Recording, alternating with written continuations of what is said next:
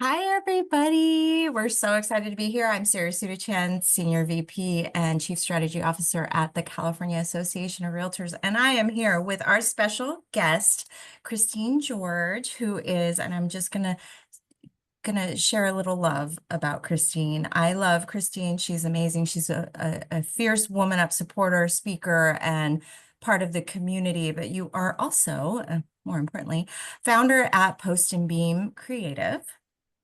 You host the podcast Know, Like, Trust for Real Estate. You're a speaker. I just saw her at Inman last week on the stage, contributor at Inman News and Real Trends, and mother to, how old is Gil now? 13? Yeah, yeah, good memory. Yes. And lover of theater. So we're actually so excited because in this episode, we're going to take a deep dive into branding, the value of branding, the value of your personal brand, what the difference between branding and marketing really is. Maybe dive into some strategies, how to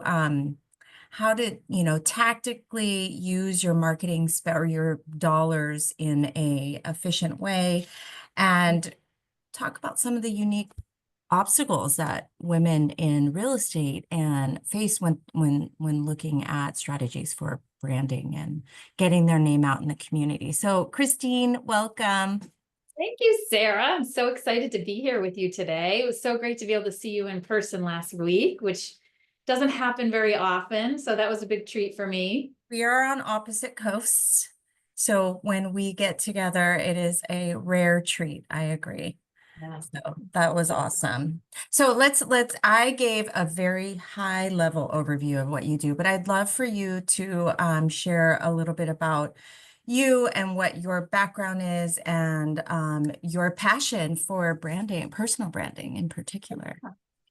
So, well, thanks for being here. And I want to give a shout out to Megan and Melanie too, your team, who are total rock stars for getting us together, because I know I made it very difficult for us to get together today. And so I really appreciate both Megan and Melanie. So, They are the backbone of this right? entire thing. So yes, Yeah. agreed. Um, so, I've been a marketer my whole life, 30 plus years. The first half of my career was in consumer products goods. And I always mention that, Sarah, because it's really, it was really the experience that set the foundation for me. So many of us in real estate don't have corporate backgrounds. And so, especially when you're a realtor, you're oftentimes coming from another career that's maybe not as corporate. And so you don't always understand the value of branding or business planning or all of the sort of business acumen that comes around creating a product or a service. So that first half of my career really helped me to understand all the different facets that goes into creating a brand. And then I came into real estate in 2008 when everything was crashing, and Oh, that's an interesting time to come wasn't. into the real estate industry. Oh my God, completely. And I always say that, like, I got the bug because I just feel like once you come into this business, you just fall in love with the people who work in the business, for Oh, sure. oh my God, I couldn't agree more. Right? I Yes, it is love it. a unique and beautiful Oh, it uh, is. tapestry of amazing people. It really is. And they just care so much. Like, real estate professionals really care about their clients, and it's not something you see in the corporate space. Agreed. Um, so what I'm So how super do we use that? I know, like, well, and so that's why one of the reasons I'm so passionate about helping real estate professionals with their branding, is because they, there's 1.5 million of us in the country, and everybody looks and sounds the same. They're singing the same song, just kind of doing the same thing the way we've always done it. And we're in this time where your personal brand is more important than ever before, because there's so many of us, because there have been so many changes, because even with the onset of all the technology that's out there, the real estate professional is at the heart of the transaction. And it's so important that people align themselves with somebody who is the right fit for them. And it's also so important that real estate professionals attract the right clients. You know, Right, totally, totally. And coming from my background, I am a numbers geek, right? I'm a former recovering economist. I never put any real work into branding, marketing. So I am coming at this from a very layman's perspective. So I'd love to hear your expertise on why a personal, what, first of all, what is a personal brand?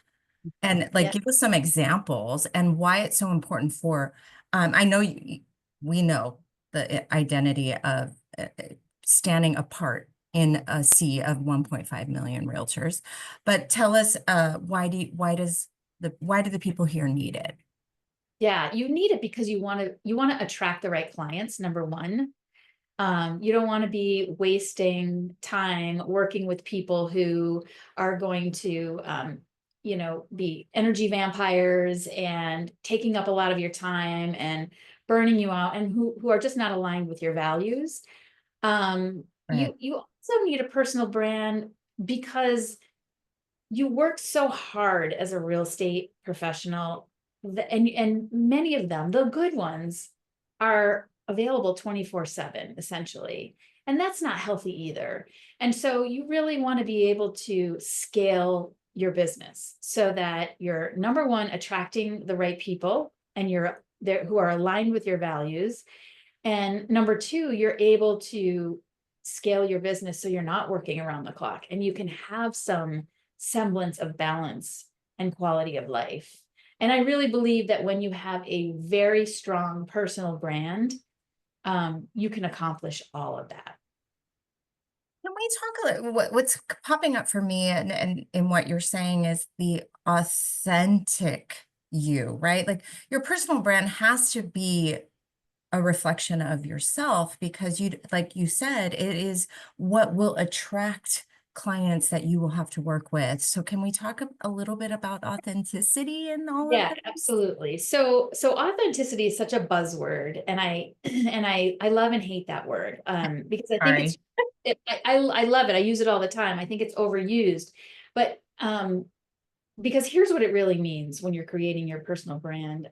When you step into um your authenticity, when you step into who you truly are, when you stop trying to be all things to all people, when you stop trying to be what you think other people think you should be, when you stop trying to do what your competitors are doing because you think that that's the thing that's going to make you successful, and when you step truly into your authenticity, you're stepping into your values, and that is where your personal brand begins. And it's at that point where everything can change in your business. But it's very hard to do, Sarah. I mean, think about it. Like, we put masks on every single day, whether it's to try to impress people, make a sale, sign a deal, go on a date, like whatever it might be.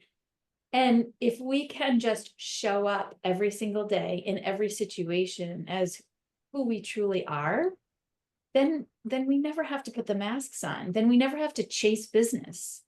Mm, Then we start to stand out instead of blending in. beautiful, beautiful. So, what are some tactical advice that you would give to people to get started and how to find this Yeah. personal brand? Yeah.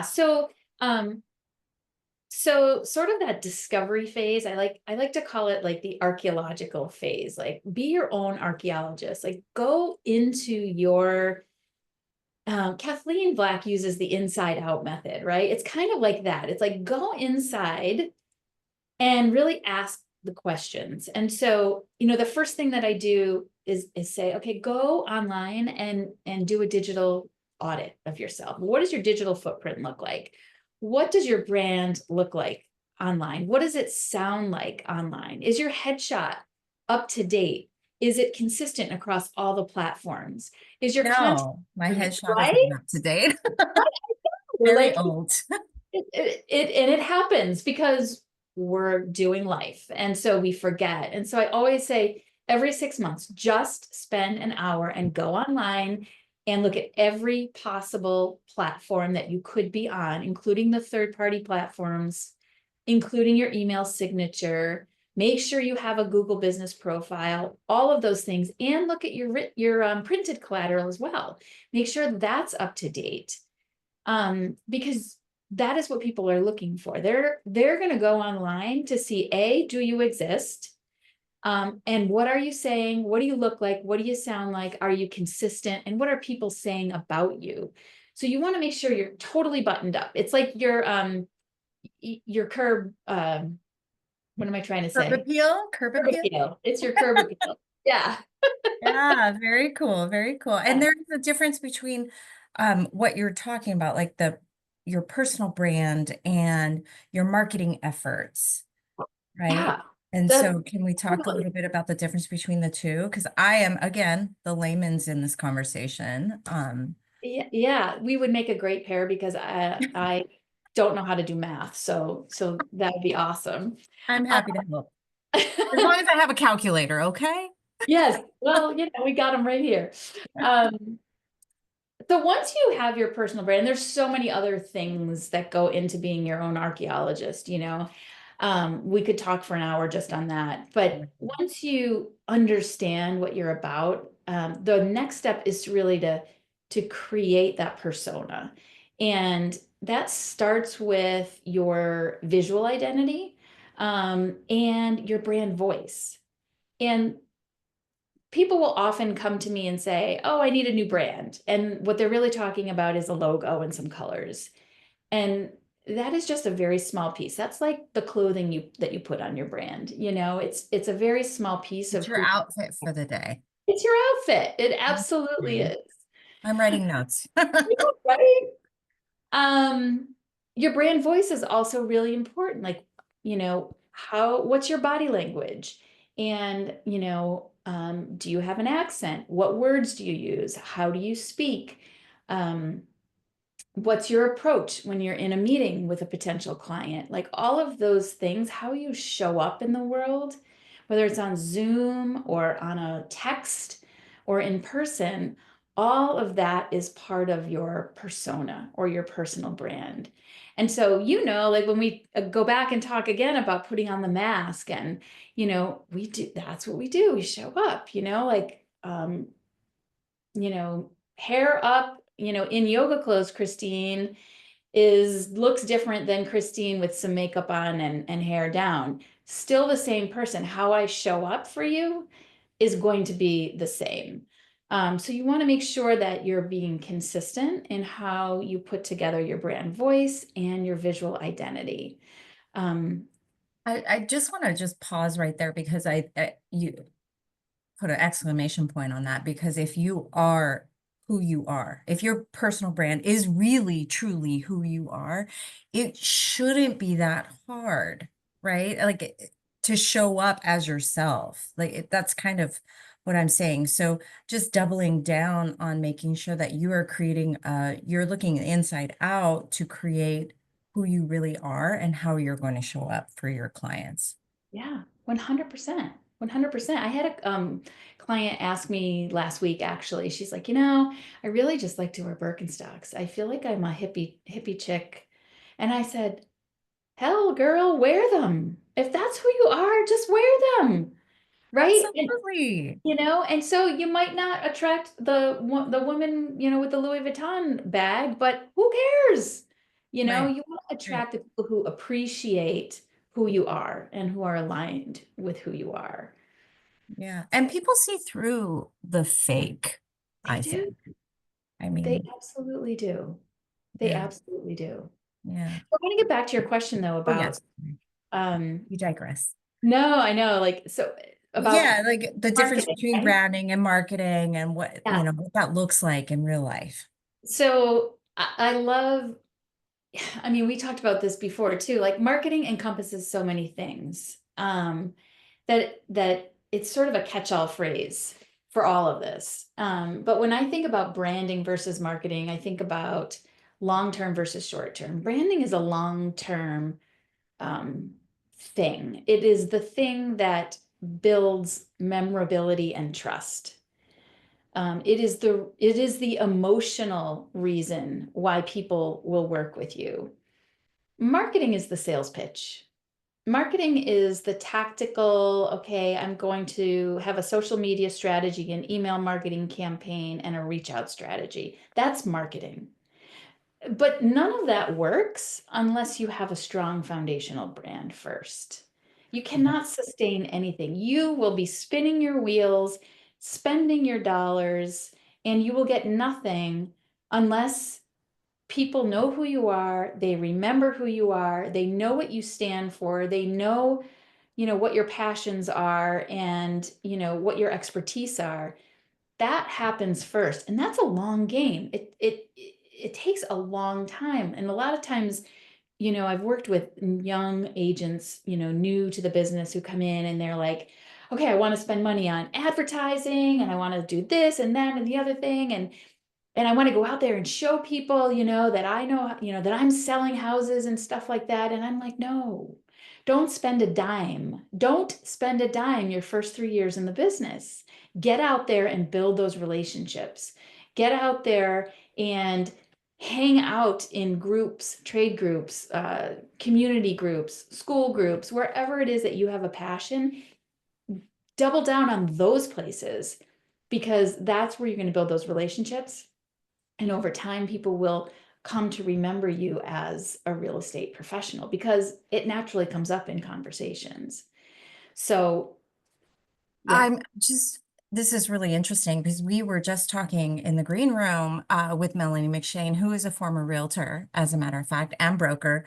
And she talked a little bit about like the biggest question that she got from agents and still to this day is where to spend their money. And I think what you said is sage advice on, don't spend a lot in your first few years. So where should agents and brokers spend their marketing spend Yeah. in that first 3 years? So it's a great question. I always say I am on the spend side of the ledger in marketing, right? I'm the one who's spending all of the money. That's the way it is in my household too. I have to be held back by my husband of 15 years to stop so much money. So I love to spend. I'm going to tell you that right now. However, I am not a big proponent of spending a lot of money when it comes to marketing. You don't need to break the bank.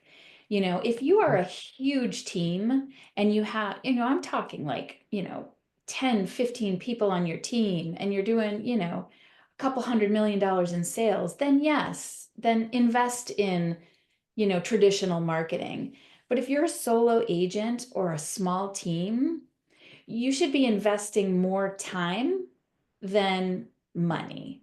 And the way I look at marketing is in three buckets. Relationship nurturing, which is all of your keeping your entire database close to you so that you continue to stay top of mind, so that you get those referrals, so that you get that repeat business. That's everything that agents should be doing on a daily basis, which is the reach out, the client gatherings, the calls, Face to face. the face to face, all of that stuff. And like, if you're in this business, you love that because you love to be with people, right? So that comes super naturally to you. Make sure you're time blocking to get that stuff done and nurture those relationships because it takes 7 touch points for somebody to not only remember your name, but remember the business that you're associated with. So stay in touch. The second bucket is relationship building, and that's your prospecting. So while you're nurturing your database, you're also always wanting to bring people into the pipeline. And that's when you go out into the community and build new relationships. That's with local businesses, your trade organizations, your BNIs, right? Like your community organizations, if you're in book clubs, garden clubs, yoga, yoga Yeah. communities, whatever it is that you love, ski clubs. I mean, I don't know, whatever. There's a million things that I will bet any person watching this today will say, oh yeah, I'm in this group or I'm in that group, or create your own group. I mean, in a lot of our small towns, so many of our small towns have, local working moms groups on Facebook or entrepreneurs groups that get together to network. Like, take full advantage of those types of opportunities to get to know people in your community so you can build your pipeline. And then the last bucket is your traditional marketing. And I look at that bucket in three more buckets, which is your owned, earned, and paid marketing. Owned is all of your original content. And guess what? That's pretty much free too. That's all of your blogging, your podcasting, your Your video. brain. Yes, your social media, your email marketing, any content that you're creating and putting out into the world, that's your owned marketing. OWNED, right? Own. You own it. And then your earned is all of the marketing that comes from third parties, right? That's your proof points. That's all of your client testimonials. Take those testimonials and put them to good use. Put them in your social media, take it up a notch, interview those your favorite clients on video and put them on video on your website, or in your social media or in your email campaigns. Put a face and a voice to the people who you love working with. Any recognition you get from your brokerage or your association, that's all earned marketing. That's all reasons for people to pay attention to what you're doing. And then paid is obviously all the paid stuff, your online ads, your out of home ads, your newspaper ads, any printed direct mail that you do. All of that stuff is like, that is what you should be looking at the, when you've exhausted everything else. Because that's the most expensive and takes the longest to convert. That also includes like when you purchase leads from third parties. I mean, that's in there too. Wow, Christine, you've made it actually. I've been in this business a long time, and arguably I am not a realtor, so that I don't do what you do. I highly respect what realtors do. But you made it pretty simple Yeah. to kind of conceptualize what the difference, not only the difference between marketing and branding, but how to kind of lay out your strategy around Right. personal brand. I do want to switch gears a tiny bit because I know we want to get into some of the common pitfalls or challenges that are unique to real estate agents, and in particular for our audience, women in the real estate industry. So can you touch on those? You know, Yeah. I mean, um, I'll tell you, I think one of the biggest mistakes or the biggest challenges we have is staying consistent. And I think we're all guilty of it because we have a life to live and we have a business to run. And it becomes very difficult to stay consistent both from a content creation perspective, and also just from a executing your plan. Once you've put that plan together, trying to implement it in a consistent way, day after day after day, is where so many of us fall down. And so I think time blocking, again, it's like a little bit of a buzzword and you hear it all the time, but it becomes really important to carve out a certain, whether it's an hour or 2 hours a day, and make sure that you're looking at your plan and that you're working towards all of the activities that you put in that plan. I think that's really, really important. Again, because when you're building your brand, you need multiple touch points over the course of time for people to associate what you do with you.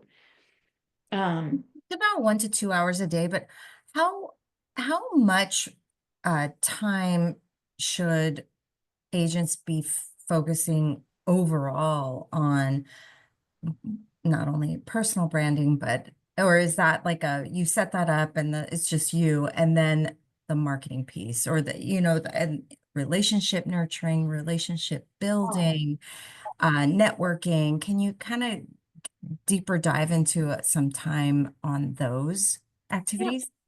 I guess I'm not sure I can give you a specific amount of time, but what I can say is when you look at all the activities which are within those three buckets, don't try to do everything. Pick one or two things within each of those buckets, those three buckets, that you know that you'll be able to execute on a consistent basis.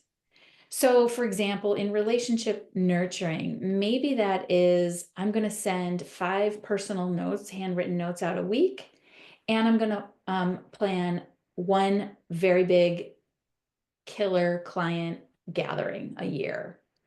And so you plan around that. And then on the relationship building side, maybe it's I'm going to, dedicate my time to these two organizations and to really diving deep into building relationships into these two organizations. And then on the marketing side, maybe it's, once you've set up your platforms, then you say, okay, blogging isn't for me. I don't like to write. Podcasting is just way too involved for me right now. But what I'm going to do is I'm going to make sure that I've got a regular email newsletter that I'm going to send out every single month. And that is going to be my digital touch point. I can tell you email is by far my favorite tactic when it comes to traditional marketing. It has the highest ROI over any other digital platform marketing tactic. You make $36 for every dollar spent when you invest in an email marketing campaign. Uh, Wow. yeah. So if you have to choose one out of everything in that marketing bucket, let it be a consistent email campaign. At CAR, the California Association of Realtors, I had a boss, Joel Singer. He was our CEO for like 30 plus years and my boss for most of my career. And he always said email marketing.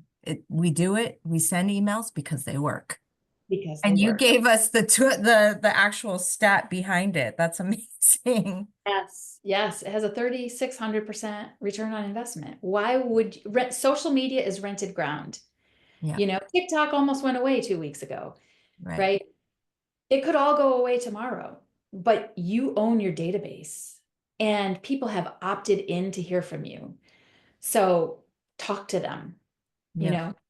Yeah, very cool. Okay, so what are some other obstacles or pitfalls that people fall into in the area of marketing and branding? Yeah, so consistency is definitely one. And then I think trying to do everything, trying to do too much. I think, especially as women, we do that because we're also inevitably managing many other things outside of our business. And